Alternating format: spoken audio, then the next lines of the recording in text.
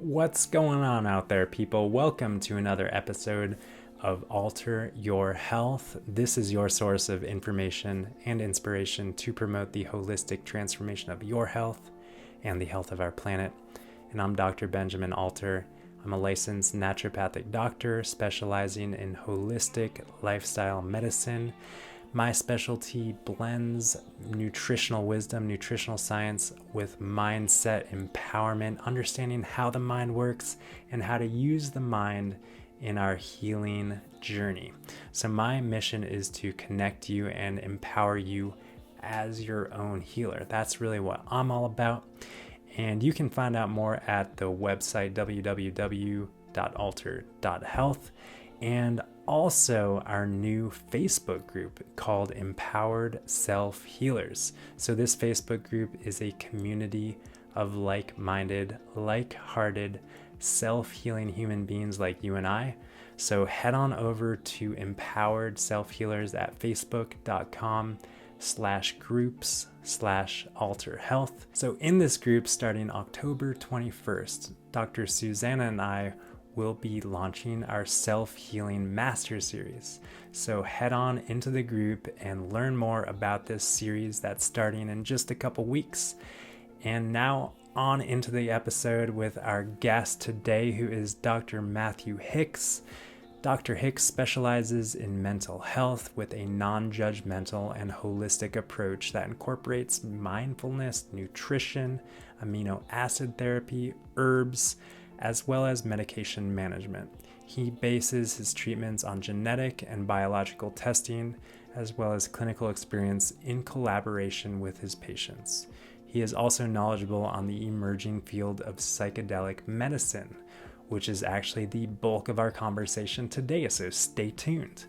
Dr. Hicks completed his Master's of Science in Integrative Medical Research in addition to his doctorate in naturopathic medicine from the National University of Natural Medicine. Hey, that's where I went to school. Dr. Hicks and I were actually classmates in the naturopathic medical program at National University of Natural Medicine in Portland, Oregon. So Dr. Hicks and I go way back, at least several years back. Him and I spent a lot of time in school together. So it's great to connect with Dr. Hicks again in this conversation and learn a lot from him in his specialty, what he is really an expert of, which, like I said, is that emerging field of psychedelic medicine. That's the bulk of our conversation today.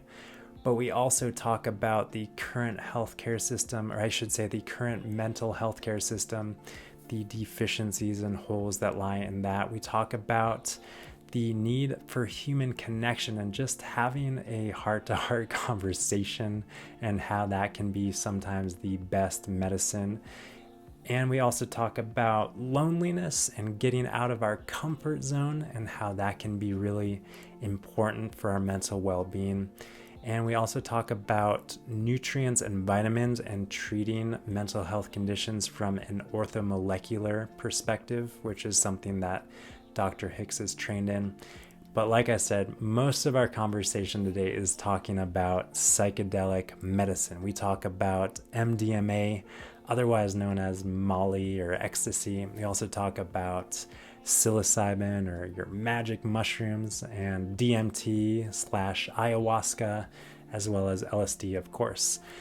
So Matthew shares some information, shares some science, showing us how these substances change the state of affairs in our brains that change our experience in physical world reality.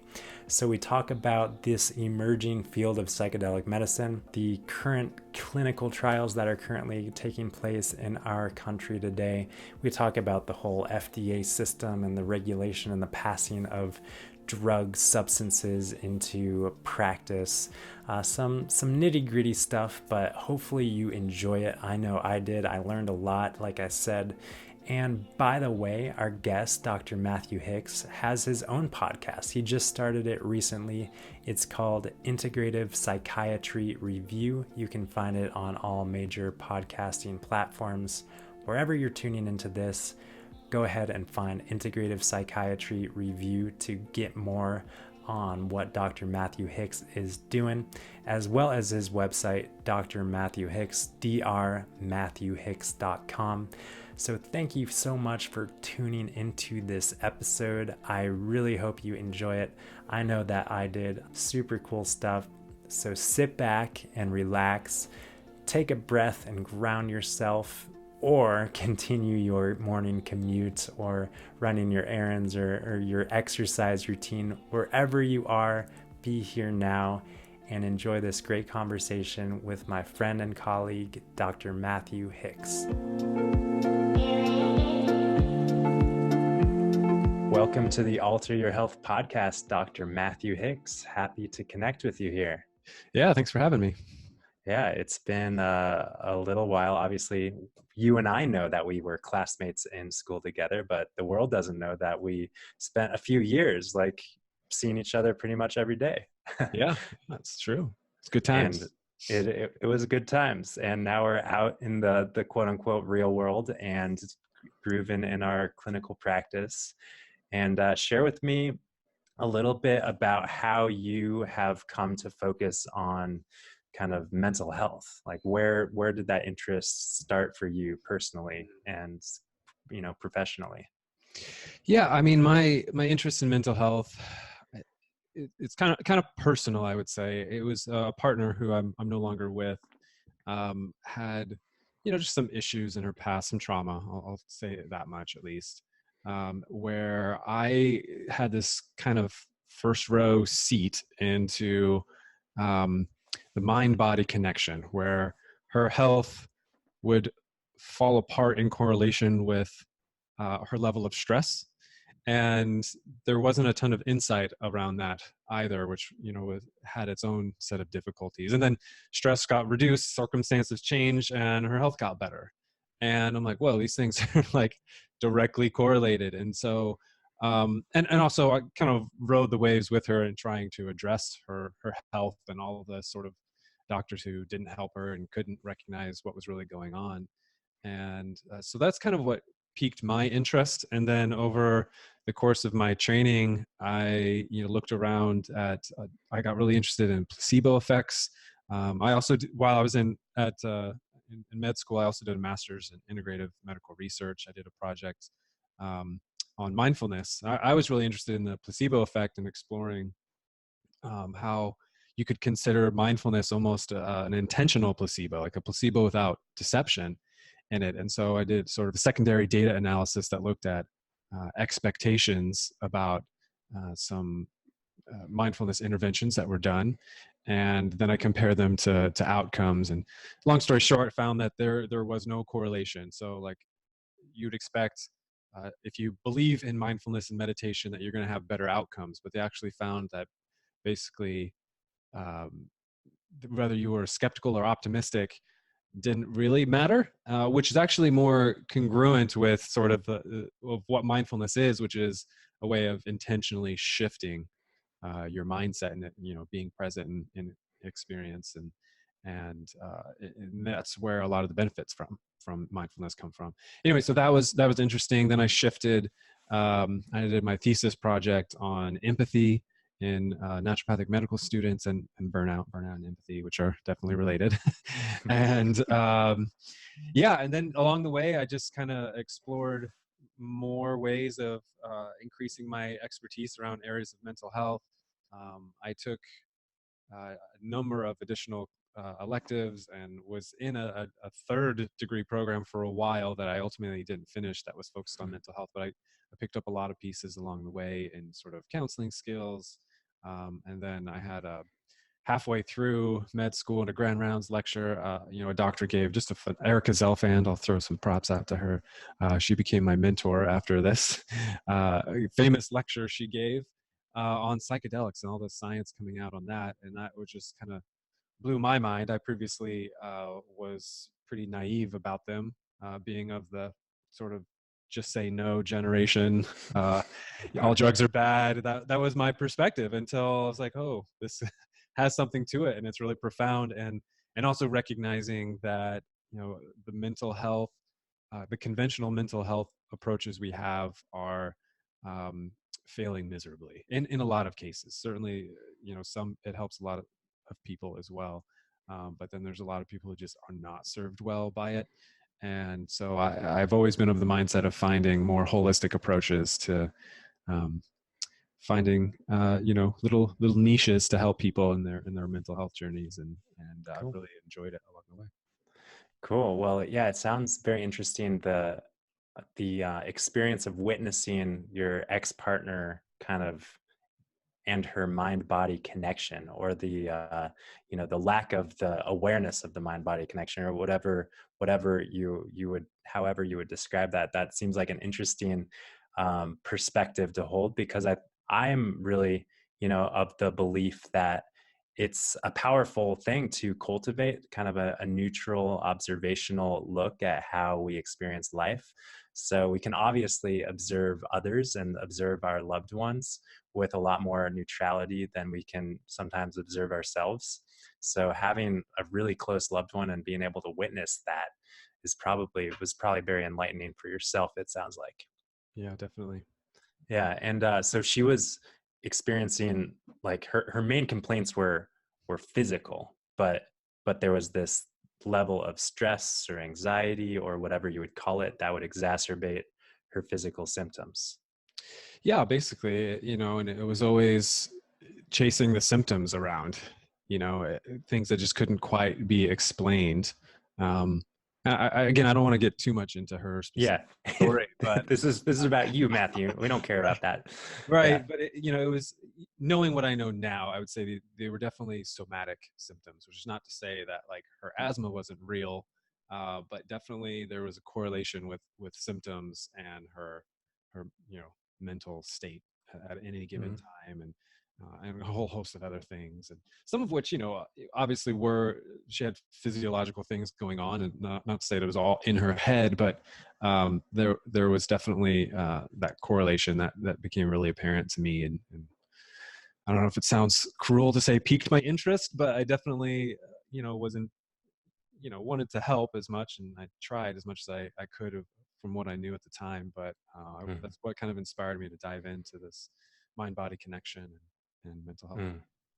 So you talked about the current model of mental health, which, just like the current model of physical health, it's interesting to me that they even use the word health, since it really doesn't focus on health, but it's, mental illness management, just like it's physical disease management oftentimes. So from your perspective, and from your holistic understanding and interest, what really is missing from the conventional approach to mental health? Well, I think the biggest factor is it's just time spent listening to people's stories. Case in point, I had a new patient just last week, maybe 2 weeks ago, who came in with literally a bag full of all the medications he had been prescribed. There were 12 of them. Um, I want to say 12, and about 10 of them were all psych meds.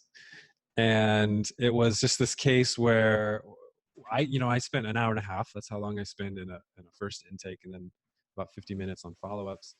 Um, but just listening to the circumstances of his life, and where he had some like really difficult things in there, and he just got kind of slapped with these labels. Oh, you're ADHD. Oh, you're bipolar. Oh, you're this, and here's the medication for that thing. And it's just this very protocol oriented, get the diagnosis done as fast as possible, and then start experimenting with drugs. And the more time I spend actually listening to people's stories, it's like, oh, you were experimenting with illicit drugs in high school, and then you were labeled with this ADHD thing, and then you were taking amphetamines, and now you're being prescribed amphetamines. Like, that doesn't make sense, And so I kind of sometimes will question the diagnoses.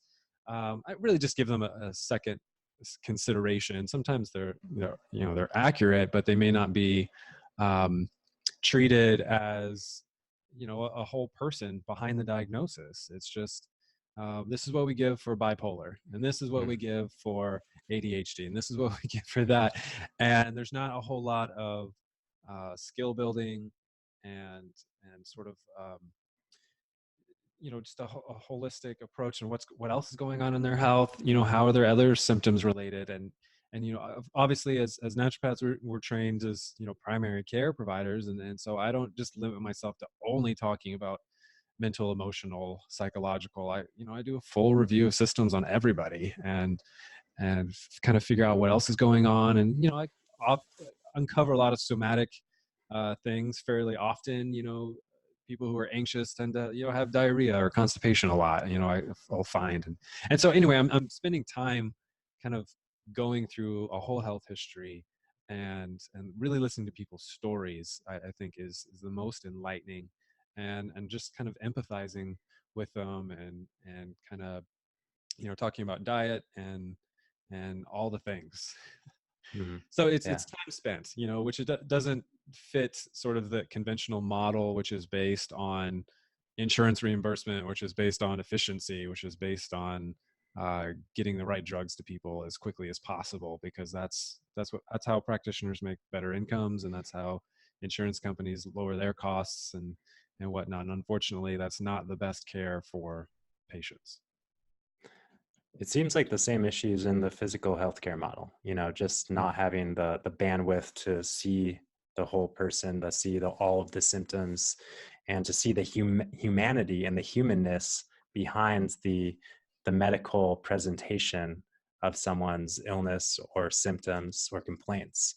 Mhm. And I think that's a really good point that you brought up is, just it's really like an algorithm. It's like, oh, here's a questionnaire. Are you experiencing these set of symptoms? Well, then that means that you've got this diagnosis. That means we do this line of treatment first. If that doesn't work, we add this treatment. If that doesn't work, we shuffle in this one.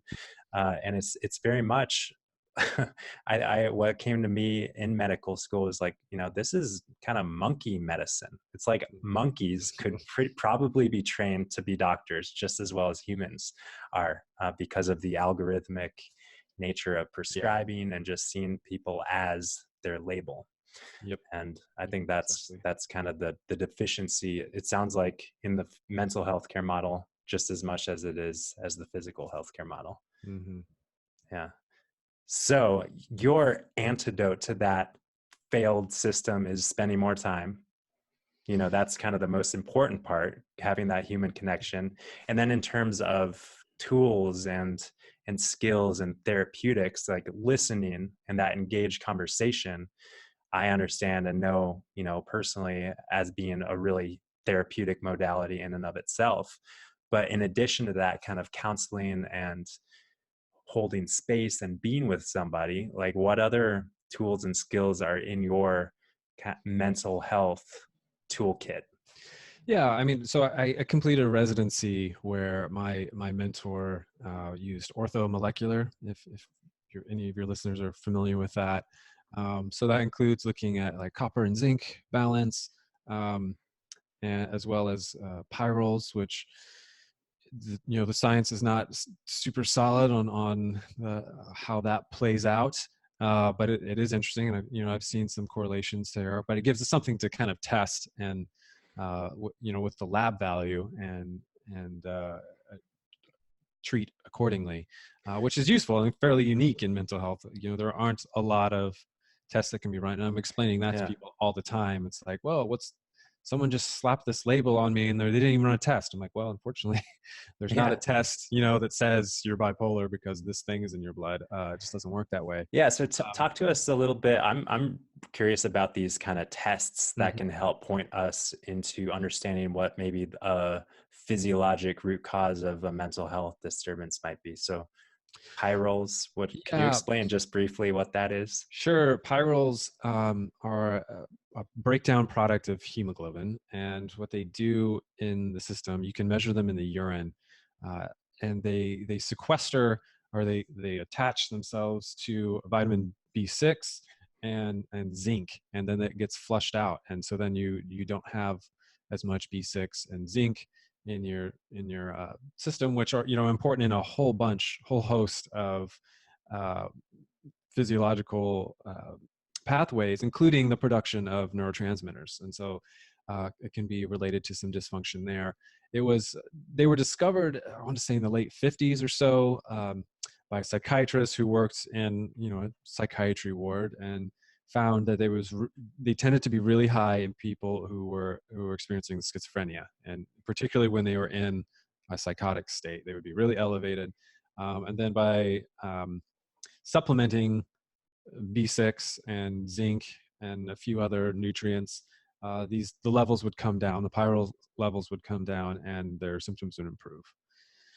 And Is there a, sorry to like no, take go you ahead. off track, or hopefully I don't take you off track too much. Is there a reason why pyrroles break down maybe more in some people than others, or hemoglobin, Yeah, and create these pyrroles? I don't have the answer to Okay. that. I don't know. And like I said, the research really kind of fizzled out on this in the 70s. There were like 2 follow-up studies based on some of these early findings that failed to confirm the findings. And so there was a little bit of a hype about it in the late 60s, early 70s. And then there just hasn't been anything done since then. I mean, I haven't even been able to find any case reports.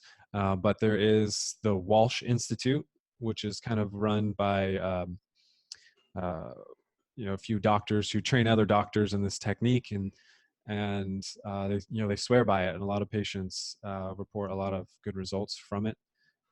I remain sort of on the fence, just because I come from a research background, and I question why there hasn't been more research done, and why there's been kind of a failure to demonstrate these.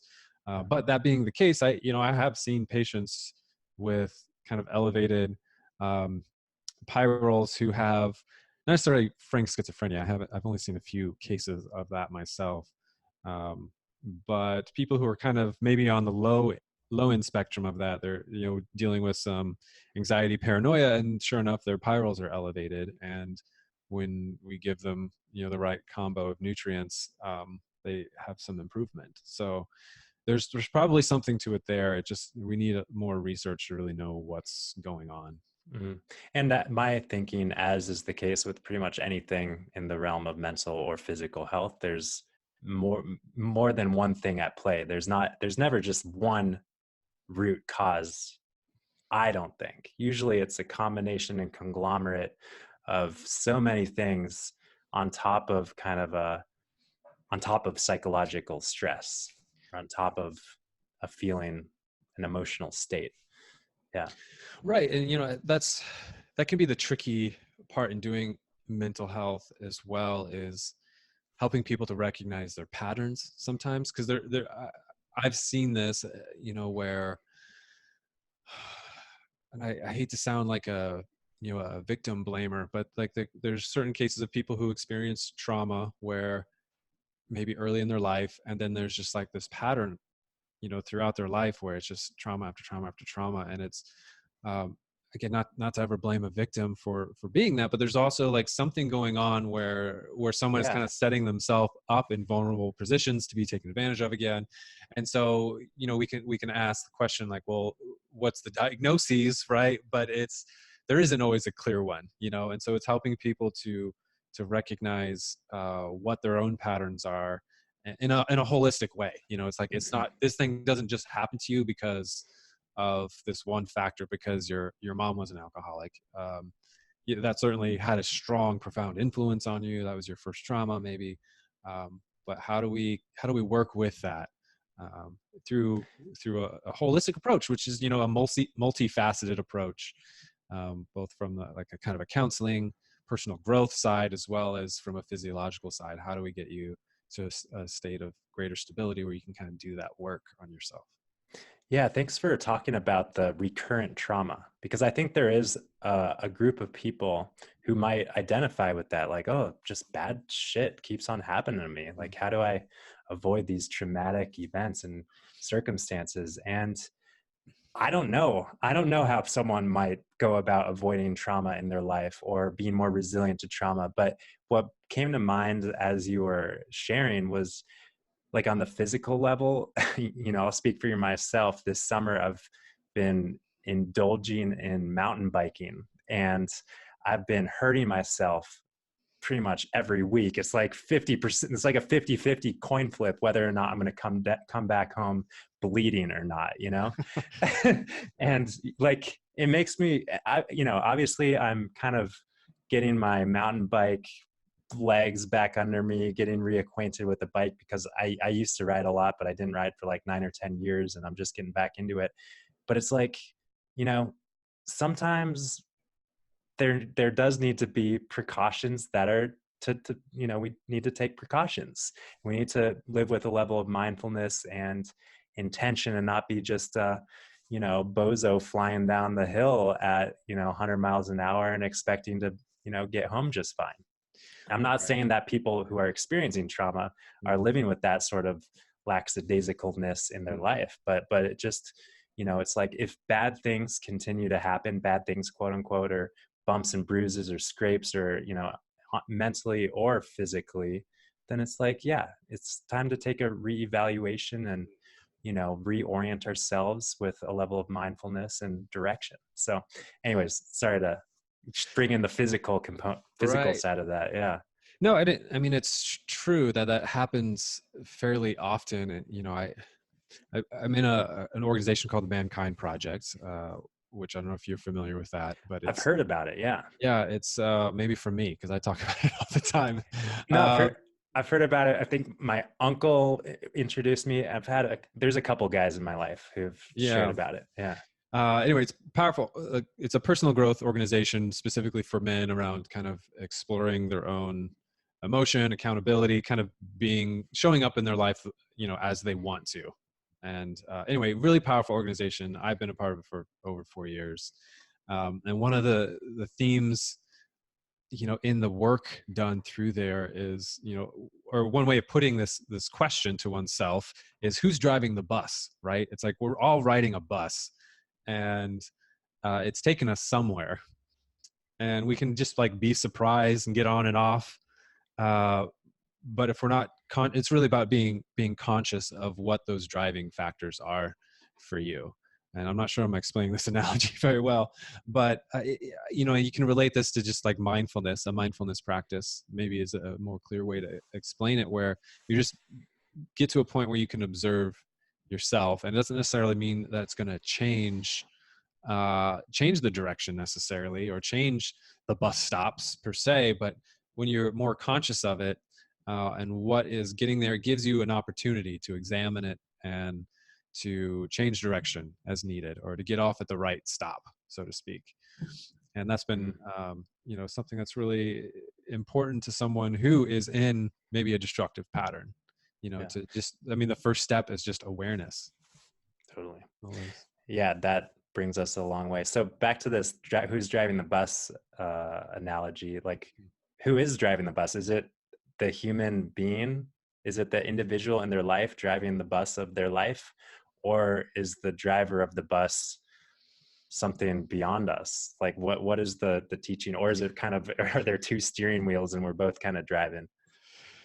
Yeah, I mean, that's a metaphysical question. I don't know the answer to, right? I mean, but I guess you could, in some cases, say, I mean, break it down by a scenario. It's like, maybe someone's considering a career change, and who's driving the bus? Is it fear? Is it fear of failure? Is it fear of not things working out? Or is courage driving the bus? And like, yeah, it's scary, but I'm going to overcome it, and I feel passionate about this thing I want to do, and I've thought it through, and this is what I'm going to do. Like, who are you going to Got let it. drive that bus? Got it. So the question is, like, what aspect of yourself are you going to hand over the wheel to? Yeah. Yeah. Got it. Cool. Well, so back to your mental health toolkit. We talked about the pyrroles and the zinc and the B6 and the orthomolecular stuff, which is very interesting. But what else do you kind of take into account when assessing, mental health disturbances or complaints? Yeah. Well, it's always a question of, do they fit a specific diagnosis, or are they just in there for sort of life coaching? Yeah. It's, Do they need I'll get that sometimes. Sometimes I really genuinely wonder, like, do some people just need a friend? Do some people Oh, just need absolutely. like someone to talk to. Yeah. Yeah, I mean, everyone needs that so desperately. And just this last summer, I spoke at a conference on the topic of loneliness. It was the science of loneliness and what to do about it. And I feel really strongly that like our culture is so individualistic, and it's just people are being driven apart so easily. It's so hard to connect. Everyone kind of live in single family homes, or their apartments, or they don't know anyone who lives near them. I mean, most people don't even know their neighbors anymore. And then we commute in individual cars, or we put our earphones in and we're listening to music on the bus, not talking to anyone. And just, The jobs we don't like, or yeah, whatever. And if we're lucky, we have some free time once in a while to connect with some people we like, friends or family. And then there's the hassle of, getting across town to visit each other. And it's just hard. We have to overcome these huge hurdles to connect with people, that it's so much easier just to sit at home and binge watch some Netflix, and that's more and more what is becoming really prominent. And then for some people, especially, introverts who already have just natural barriers to connecting, which I'll out myself as an introvert here who maybe struggles with this a little bit sometimes. But there's this, you can get into this cycle, and this is what I talked about in this lecture, this cycle of kind of this loneliness trap almost, where someone will begin to perceive themselves as a lonely person, and that kind of self perpetuates the cycle of not connecting with people. And imagine this scenario: you walk into I don't know, a party, a networking event, just a room full of people, right? And you're thinking, who do I want to like go talk to? Yeah, assuming you don't know these people, would you rather talk to the guy sitting in the corner by himself who doesn't particularly look happy, or do you want to talk to this group of three over here where they're smiling and connecting with each other? Which seems more inviting, right? The group, the people who are having a good time. Apparently, like, just generally, you'd be more attracted to that. And so for that lonely guy sitting in the corner, then he already has a belief that maybe he's just a loner type. No one wants to spend time with him. And then you walk in the room and you choose the group instead of coming to talk to him. And now he has just validated his belief in being an undesirable person. And so it just becomes this kind of self-reinforcing negative spiral that is really difficult for people to get out of. And the way to do that is with just a lot of intention, and it can be certainly very difficult. And that's where I recommend things like the Mankind Project, or other personal growth groups, other communities you can be a part of. I mean, get up on meetup.com, go meet some people, yeah, maybe you whatever, get yourself out there and just and do it. I mean, it can be hard, but it's worth it in the end, because every human being is naturally we're naturally group oriented. We need our tribe, and totally. we've constructed a society where we think all as individuals, and we don't connect very easily. So we have to combat that with very strong intentions to connect, and Totally. that's super important for everyone. Yeah, what I hear you saying is really the antidote to that is getting out of your comfort zone. Yeah. Which I mean, I can really relate to. Relate with. I go through phases of being addicted to outside of my comfort zone. Of like, what can I do that's crazier? What can I do that's more extreme? To being like reclusive and just, yeah, on a screen all the time, and just in my safe space. And it is unfortunate that so many people have their safe space in a way that is even more cutting off, even more isolating, looking out and scrolling on Instagram or Facebook and seeing all the people out there having fun, posting their awesome highlights of life, which reprogram us in our kind of negative feeling. So it is kind of this really interesting dynamic that we're living in. Yeah. But I appreciate your words about, the intentional getting out of it and breaking free, because I think that once we experiment with that outside fringe of the comfort zone, then we get more comfortable with it and it feels good. And we've got that reprogrammed positive feedback that encourage us out more and more of the time. So Yeah, for uh, sure. I think I maybe interrupted you again, and but I'm curious about more tools or techniques or skills in the mental health world.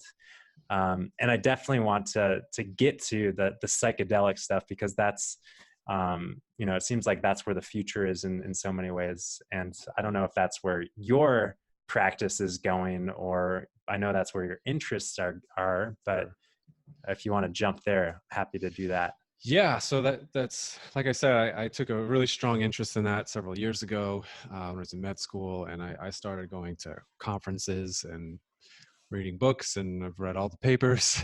I mean, not all of them, of course. Mm. There's so many, but a lot of the original studies anyway.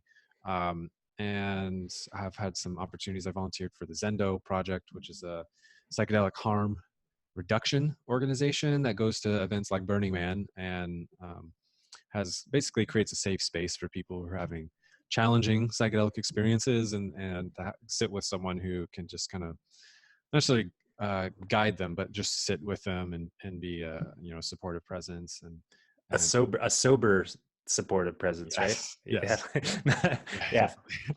definitely. So that was a wonderful experience. I've also recently been accepted into the psychedelic assisted psychotherapy certificate training program at the California Institute of Integral Studies, which is currently the only certification program of its kind, Yeah. which is in association with MAPS, which is the Multidisciplinary Association of Psychedelic Studies. A lot of acronyms here.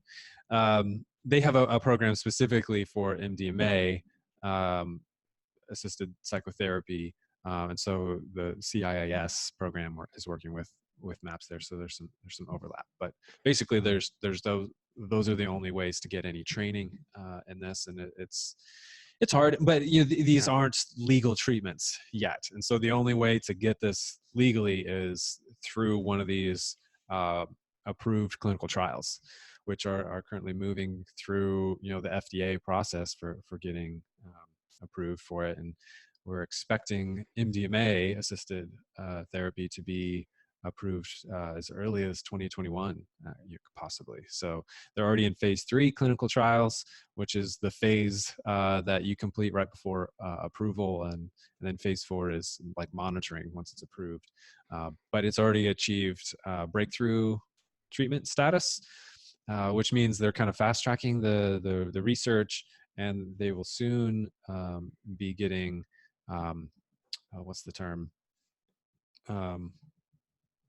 I don't know. I forget the term, but there's Okay. a term where you can get approval to do these sort of treatments before it's completely FDA approved. Okay, I see.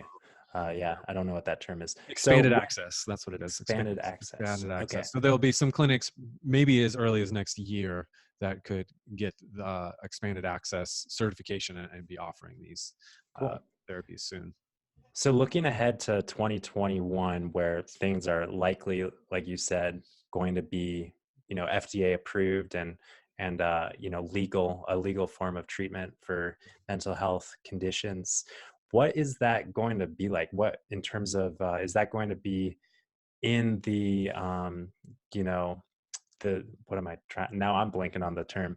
Is it the drug class? Is it going to be in a drug class that that anyone is going to be able to prescribe who has a DEA license, or what's going to be the prescriptive and therapeutic kind of barriers to using these substances clinically?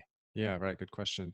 So currently, all of these substances are Schedule 1 substances, Right. which means they're The illicit schedule drugs system. Yeah. with no therapeutic benefit. Obviously, they do many things in that schedule do have therapeutic benefit, as we've seen, with cannabis. We have to give our hats off to cannabis for kind of leading the way on some of these things. Thank you, And cannabis. yeah, in terms of opening up people's mind and kind of Yeah. Like, oh, questioning, like, this has been why did Schedule we One ban for all these? decades, but like, what's the big Right, deal? Yeah. right. So, so currently, those laws haven't been made yet. Clearly, if the FDA approves these, this treatment protocol, they'll have to reschedule it. You can no longer approve a drug and then at the same Yeah. time say it has no therapeutic benefits. That makes no sense. So they will probably be reclassified as possibly a Schedule 3 substance. Um, because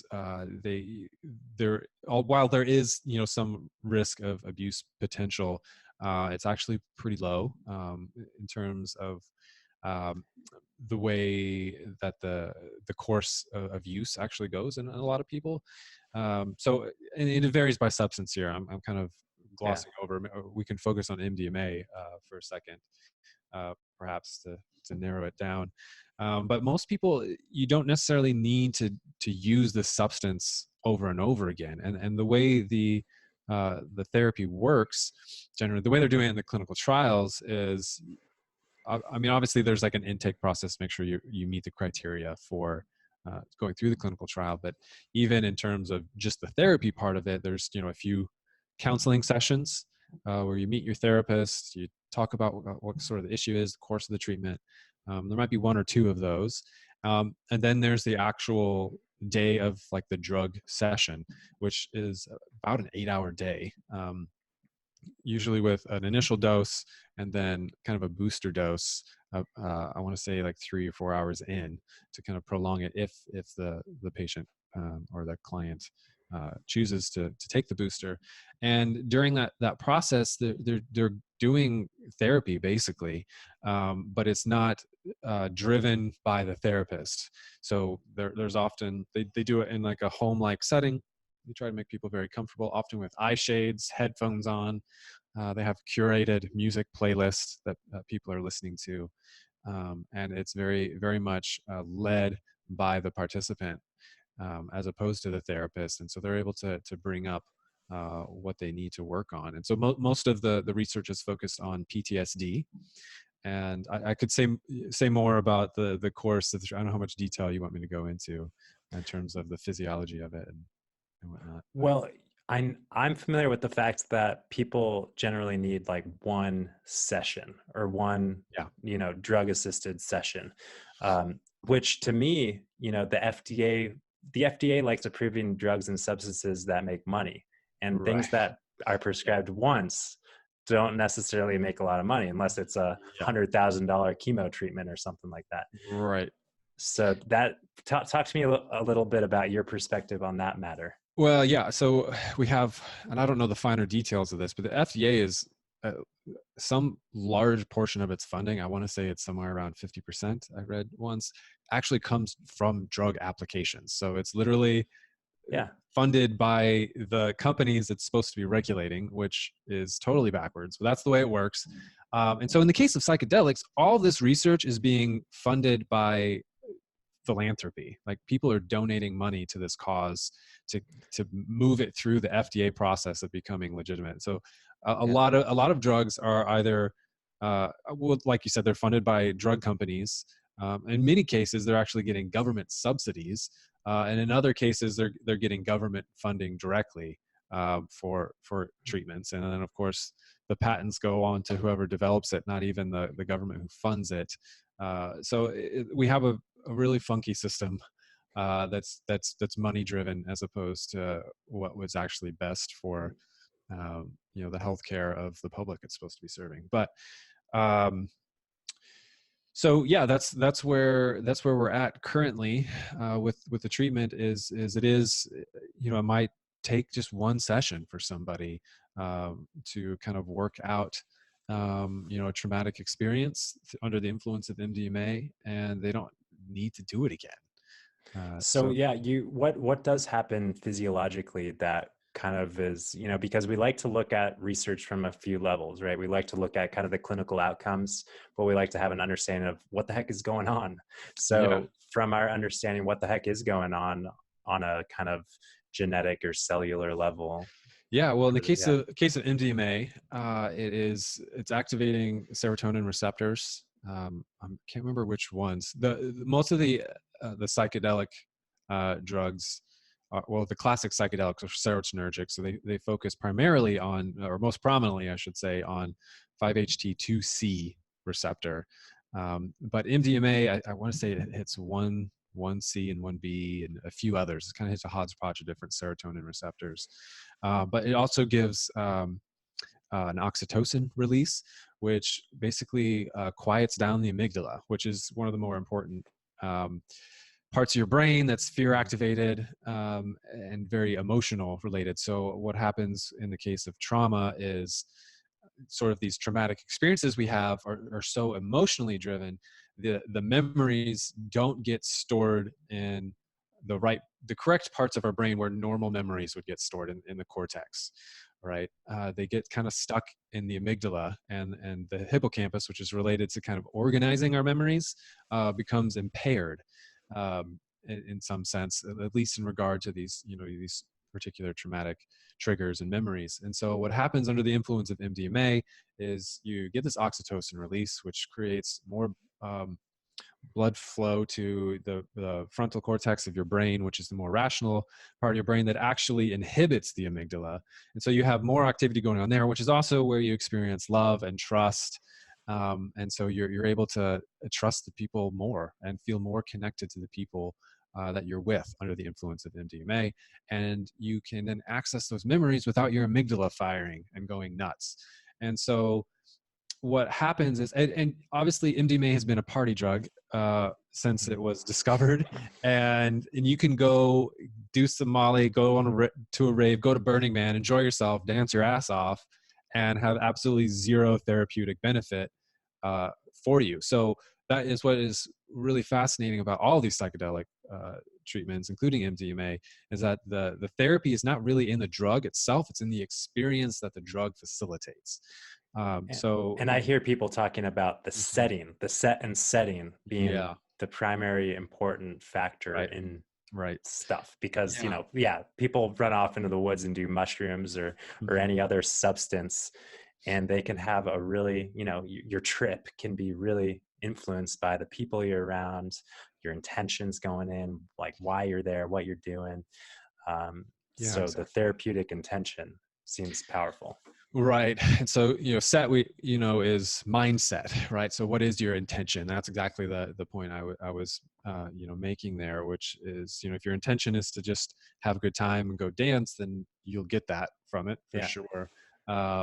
But if your intention is to, like, heal your trauma, then you have the opportunity to do that in a way that is you can't do in a normal state of consciousness. You're just not able to access it in the same way that, like, talk therapy, you can be in talk therapy forever in some cases.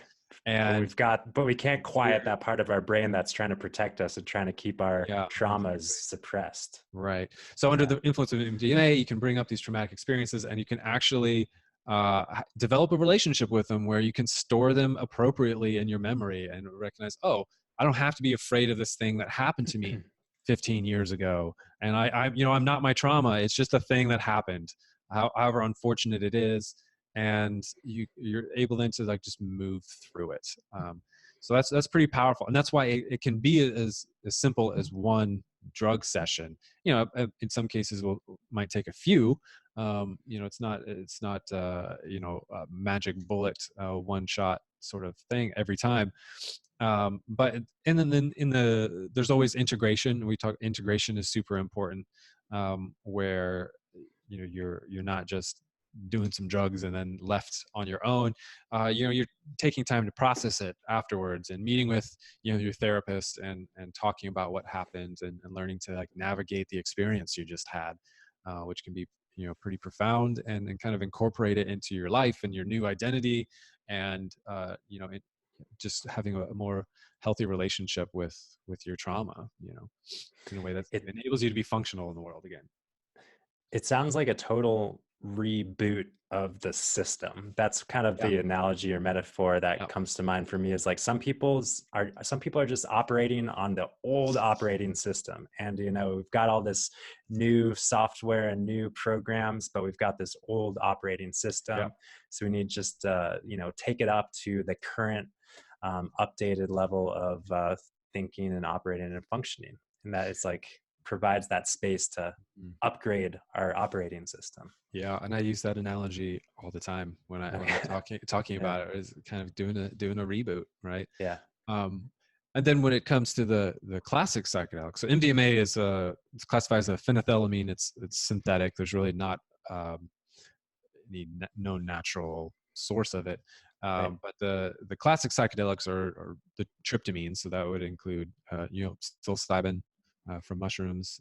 LSD is also falls in that category, which is synthetic, but it derives from fungus, and a few other substances have lysergic acid in it as well.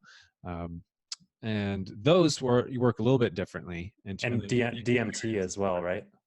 yeah, DMT falls under the tryptamine category as Yeah. well, which includes ayahuasca, Mm. partly DMT.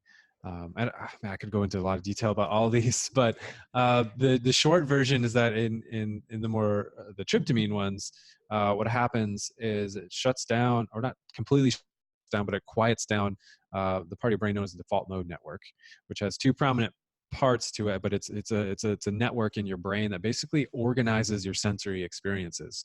Um, so there's a great paper on this called the entropic brain theory that explains this really well. Um, well, if you're nerdy enough to understand it, I suppose. But it describes basically this concept of entropy, which is the same term we use in like physics to describe the amount of chaos within a system, right? So greater entropy is more chaos, less entropy is greater organization, right? And so when we apply that to the psyche, we have sort of this map for basically creating a coherent perception of the world, right? And so when we're born into what they have described as primary consciousness, which, if you can imagine being a baby, you just came into the world, all these, you're flooded with all these senses, and you don't really know how the world works yet, and so there's kind of this unlimited creativity, this exploration. And as we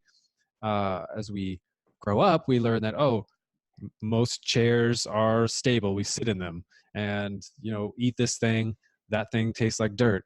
And we kind of learn the rules, and the patterns of light and dark or whatever. And so we're able to incorporate all these, and as we do that, the sort of amount of creativity and the cross firing of neurons in our brains becomes more we develop patterns in it, so we're able to like recognize patterns better.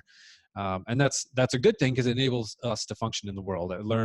We learned the difference between as one person put it, a beige rock and a lion, same color, two very different things with different threat level that we should be alerted to, right? And so all of our senses are used to help us function in the world.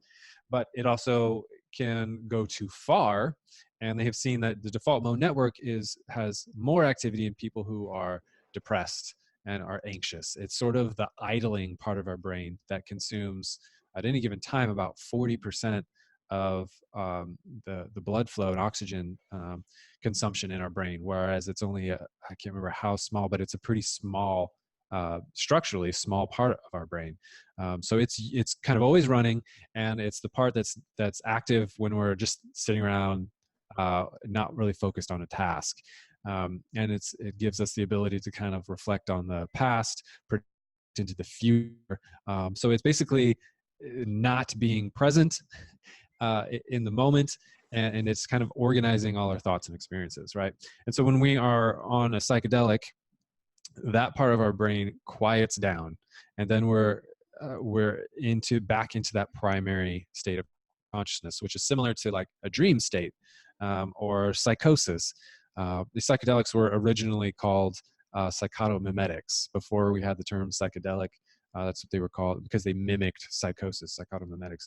It's not completely accurate, and we don't really use that term anymore, but they're there are similarities between the psychedelic state and psychosis, where Mhm. um, anyway, as the default mode network gets kind of quieted in our brains, we have different patterns now, different sensory experiences that get kind of cross-wired with different things in our brain. Particularly, we have a lot of activity in the occipital lobe, which is where the visual cortex. That's where we, have visions. And so, close your eyes, and you can see what a smell is like.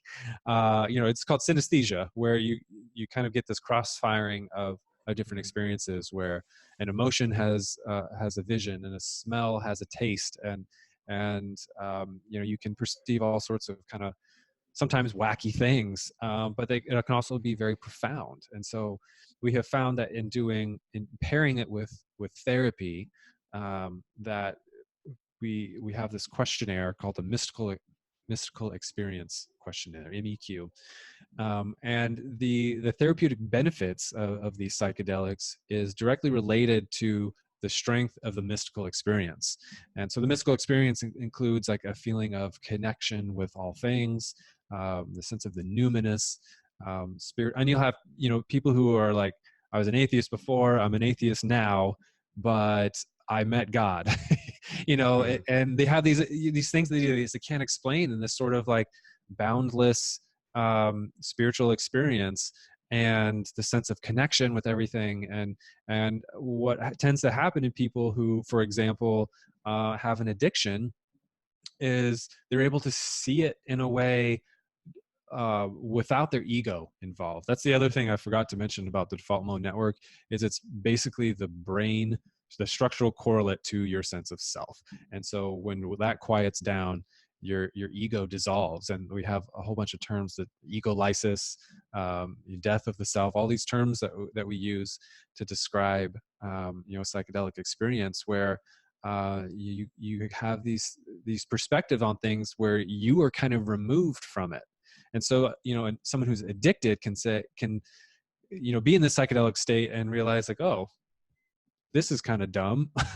Why do I Mhm. keep doing this thing? And it seriously is super. I mean, there have been clinical trials on people who were for smoking cessation and alcohol addiction. They're getting phenomenal like rates, like way better than any other clinical trial that's been done on like Chantix, for example, for smoking Yeah, cessation, I'm which is thinking like of, has like yeah, I forget the exact number. It's like 10, somewhere between 10 and 20% effective, like 6 months or a year out. Which is right now that's the best conventional treatment for smoking cessation, at least yeah. in the medical literature, in terms of drug treatments, I guess. But we're getting like 50 to 60% people 6 months later to a year later, after a single session of psilocybin assisted psychotherapy, who are free of their addiction. And so there's really profound benefits out there from it. And I could go on about depression and end of life anxiety, and all the clinical trials have been done, but Mhm. it can really radically change someone's perspective. And these things are all non-addictive, although people can certainly enjoy them and go back to Mhm. them over and over again. And there are warnings to be said about that, and they're also not for everybody. And I could go on about the contraindications too if you want, but Well, I yeah. mean, it's just phenomenal to me to think of the potential benefits. And in the world of addiction and in the world of extreme mental health conditions and struggles, there's really not any alternative that even comes anywhere close to the efficaciousness of these kind of things. So to me, and it sounds like it is in fact the case that it's just a matter of time and the logistical details of how these substances will be introduced into the current system. Yeah, definitely. It's reached. I think we've probably already reached sort of that critical Yeah, mass of uh, awareness and understanding, and of awareness, and also we're not of like freaked out research, anymore. And research, and like the research to say that, yeah, there's something. I mean, there's yeah, no going back now. I mean, there's so much data that says this stuff works when done and handled yeah. appropriately, that it'd be wild to see it just stop and continue to be completely legal forever. Now, there's something to be said about like the way in which it manifests into treatments, and there's tons and tons of discussion out there that people are Yeah. having about, should it just be totally completely legal, recreational, or should it be in the hands only of doctors who are prescribing treatments and kind of tightly regulated, and the cultural aspects of it are, uh, in my experience, they're related to just people's awareness and comfort with the substances, because we've been taught for so long that these drugs are bad, and that there's psilocybin is right next to heroin, in terms of its level of threat and addiction, and of course that doesn't turn out to be true. They're very different substances, and so it's just it needs to be a more nuanced conversation, and like anything, people don't like nuance. They like everything to be black and white and simple. Drugs are bad, and that's the end of the story. But of course, things are never that simple. And so when we have things out there like this that have clear benefits, we have to kind of challenge the authorities as they've ruled, and try to get out there and help as many people with it as we can. Mm. So you mentioned that you were kind of from the just say no generation, like myself. So I am imagining that you've got some experience with these substances, or because like otherwise, like if you sit in a lecture, it's like, oh, this is just some like medication. So have you had some experiences, or what has specifically spoken to you about this? Sure, I'll out myself, and It's all right. This is to a the safe public. place. Right. Well, yeah. So, I mean, before that lecture in med school, that kind of got me interested in all this. At that point, up to that point, I was a psychedelic virgin. Right, I'd never touched any of these things. And then, that was still true the first conference I went to, and of course I don't hang out with a lot of people who are druggies, so to Not speak, like which not the Burning Man crowd. well, I mean, not at that point. I mean, I've been to Burning Man now, and whatever, I'm sliding in there a little bit.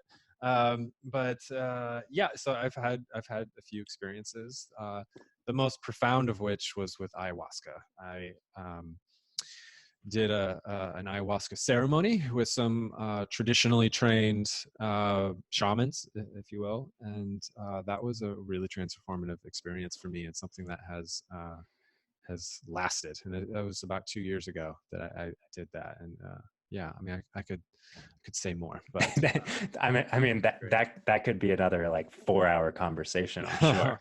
Yeah. Yeah, but so there has been kind of this personal connection.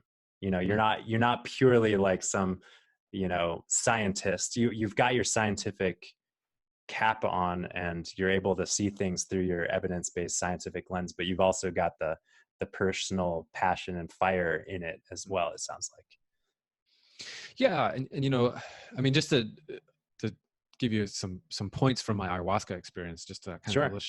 illustrate that a little bit, is so it was a 3-night ceremony when I did it. And the first 2 nights were a complete wash to me. I had some trippy moments where things were super weird, but I didn't have nothing insightful came from it. And I had these questions and intentions going into it, and I got nothing out of it. And ayahuasca gives you some pretty significant nausea. More than half people vomit with ayahuasca. It is not one you would do just for fun. We'd categorize that as an entheogen. You could categorize all of these as an entheogen, which is a term that basically means generating an experience of God, or godlike spiritual experience. But ayahuasca, it's pretty unpleasant, to tell you the truth. And so I almost didn't come back for that 3rd night, and I did anyway, because I was committed to the experience, and kind of had the attitude of, all right, if this night sucks again, I'll just never do it again. And then I went and I had a really profound experience that was it was really beautiful, and by the end of it, I kind of entered into this state of bliss.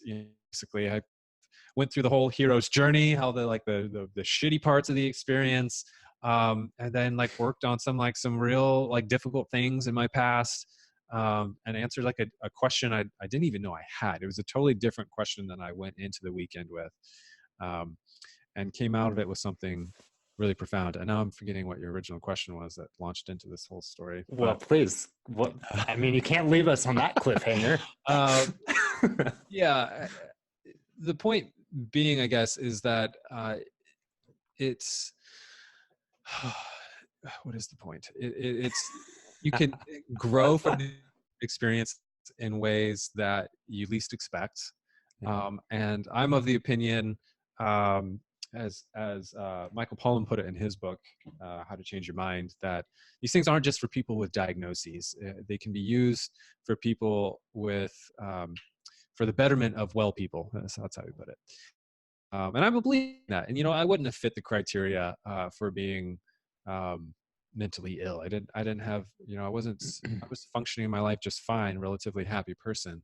But, I have my own patterns and things I wanted to explore. And I got that. I got more than I bargained for out of it. And it was really powerful. And I'm really grateful for having had that experience. And I don't necessarily need to have it again, per se. I'm not saying I'll never do it again. I would be willing. But I've also seen, just being, now that I'm sort of in this community and I'm talking about it, and I have friends and who do these sort of maybe a more regular basis. I've also seen people who maybe take it a little bit too far and do it too many times. Yeah. And Too much of a good thing. yeah.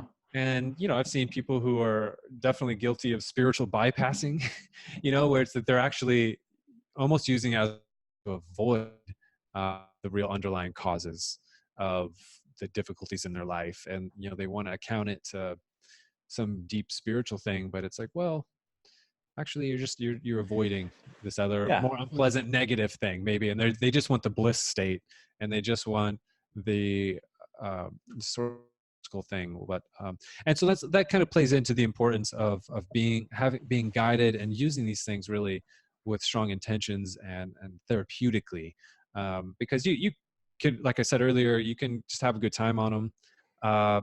Mushrooms, which I've also done, can make you really giggly and they're and they can experience, right? And I don't see any particular harm in that for most people. There are some, like I said, some contraindications, but they're powerful substances, and so they need to be respected, and we need to put them in a context where people know how to navigate the experience with it, either with someone who is more experienced with them, which I think is where the movement in the 60s fell apart, right? Is these things just did not exist in our culture, and then they showed up, and before you knew it, everyone was doing them, and it was just like this party scene, and a few people got hurt, and probably exploited some of those negative stories to create a lot of fear in it. And you can make arguments that it was, here were a bunch of hippies saying they didn't want to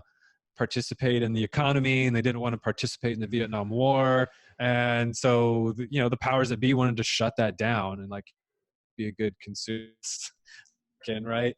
So there's that side of it, but then there's also the fact that we just didn't have the sort of cultural wisdom that comes with these things being ingrained in our culture. So when we look at like the ayahuasca religions of the Amazon, they've been around it. They know how to navigate these things. It's not there.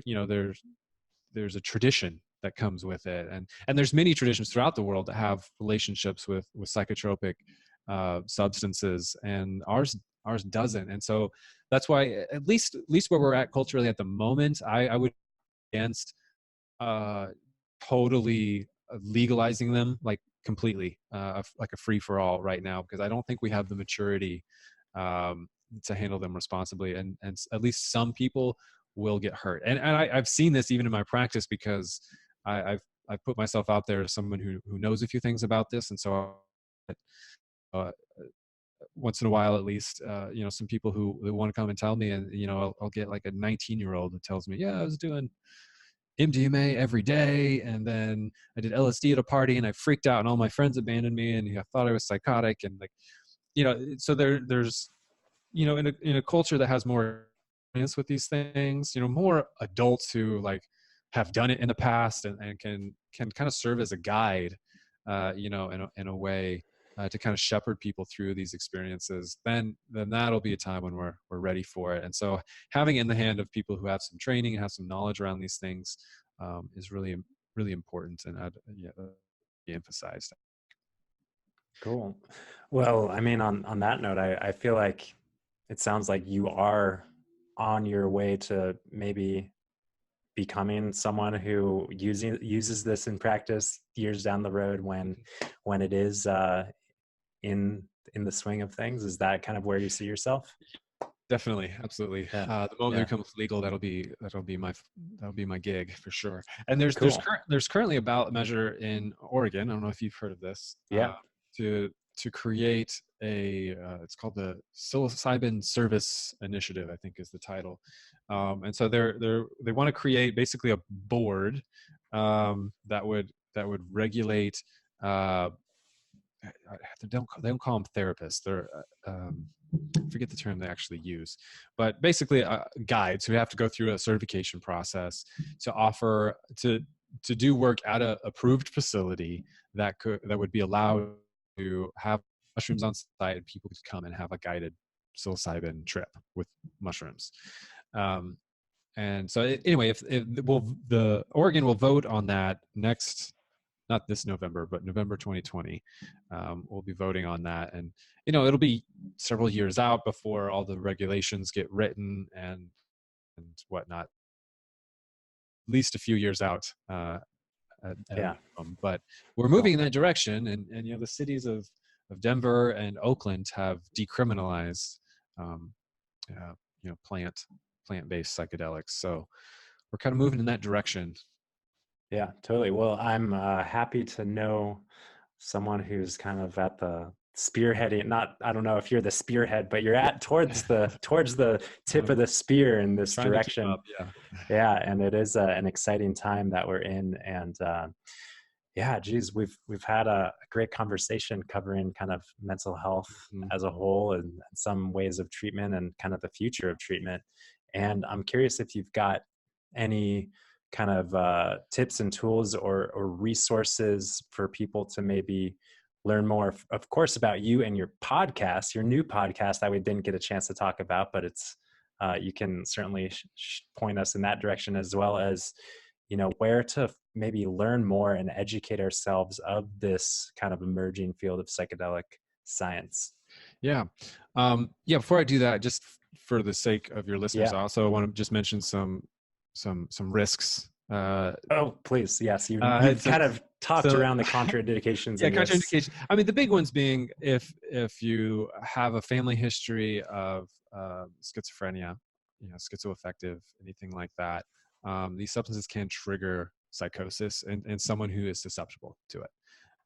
So psychedelics, if that describes you, they're just not for you. What we want in that population is stability, and that's directly related to the level of your experience with psychosis, and we don't want to make that worse. And so kind of loosening up the psyche with psychedelics is probably just not a great idea.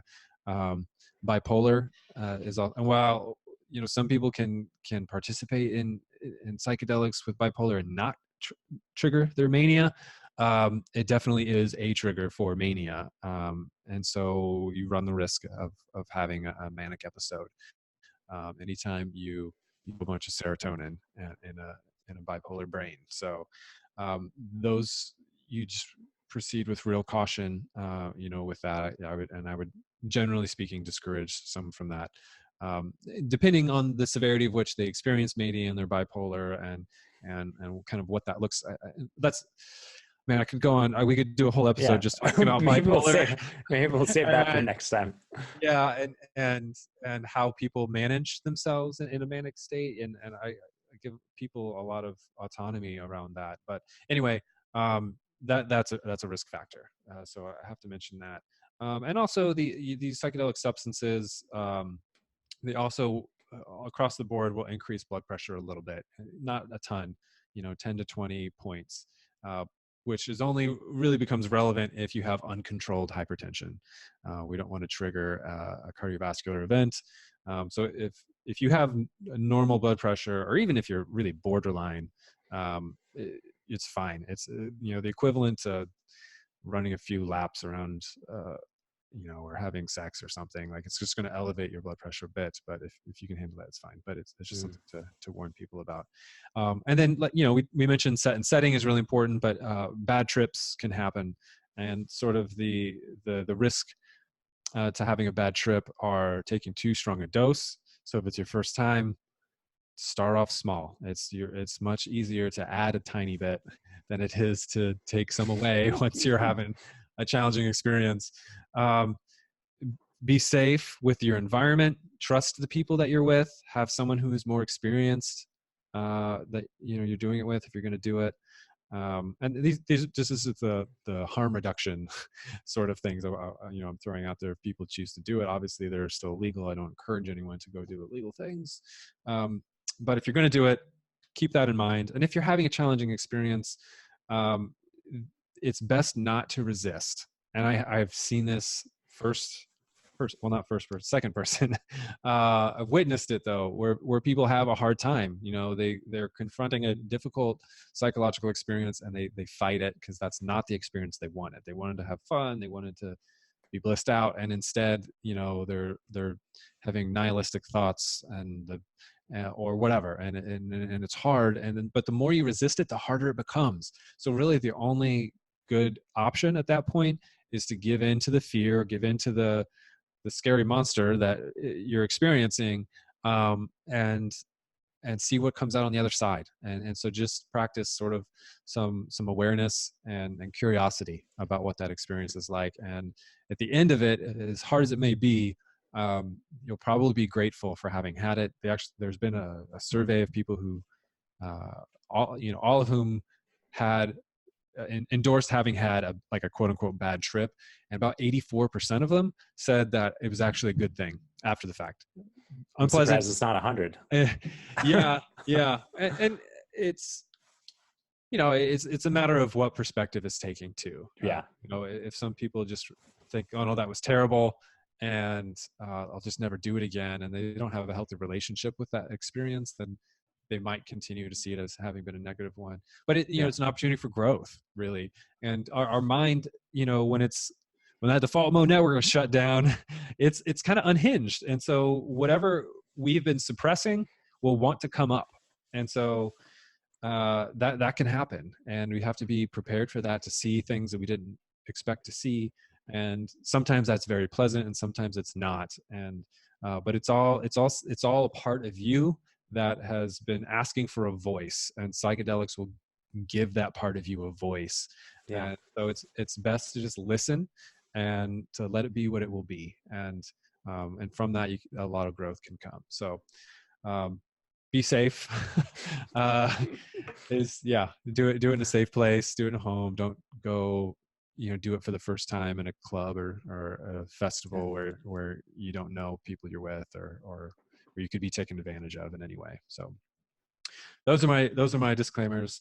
What else? My podcast is called Integrative Psychiatry Review. It's what kind of, I know it's kind of brand new-ish, but what kind of things are going to be on the board for that? So it's all things mental health. So I've got an episode. I've currently got 3 episodes launched. One on psychedelics, another on just a brief one reviewing a recent study on using saffron for ADHD. So I'll do that occasionally. It's just talk for a few minutes about a study that comes out on some mental health related topic from a research perspective. And then I released one recently on Buddhism, with an interview with a Buddhist teacher. I have one coming up on sex, one coming up on co-housing, another one on loneliness, doing one pretty soon on financial well-being. All of it kind of relating back to mental health. So kind of everything Great. under that umbrella of living a life well lived. Excellent. Love it. Happy to see that. So your website is Dr. Matthew Hicks or Matthew Hicks Yeah, or it's what? Dr. Matthew Hicks, Dr. drmatthewhicks.com. You can find info there. And the podcast is on all the major platforms, so you can just find it there. Excellent. Integrative Psychiatry Review. Yep. Excellent. And then lastly, we've focused, of course, most of our time on kind of the emerging psychedelic science. So what are some of your go-to resources to learn more, maybe both from kind of a scientific research perspective and also maybe the legislative kind of scene of things? Yeah. Yeah, so the hub of it all is MAPS. That's the Multidisciplinary Association of Psychedelic Studies. It's actually a nonprofit pharmaceutical company. It's how they structured themselves, so they can actually make the substances in these clinical trials for research purposes. But it's a nonprofit, and they collect funds and distribute them to the scientists doing this work. And they also are a repository of information. They have a podcast as well. And their website, they have a bunch of book recommendations and links to the studies if you want to learn more. And then they also have a list of conferences that you can go to. And most major cities now have some sort of psychedelic society in them. And so you might check them out. It's often a strange collection of people. I'll just say that. So it's going to be a mixed bag, but it can be good as well. I mean, you'll meet some people that some professionals who know a lot about the science behind it, and are gearing themselves up to offer the therapy. And then you'll meet people who are just experienced. Just want to party. Experienced users, we'll say, and sometimes have interesting theories about the world, and Cool. that can be a good hub for getting more information. All right, well, looking forward to seeing where things emerge, and also looking forward and happy to know that, like I said, you will be in this field, and looking forward to staying in touch and seeing where things unfold. Yeah, thanks. It's been a pleasure. Yeah, thank you for your time, Dr. Matthew, and peace and love. We'll be in touch. Until next time.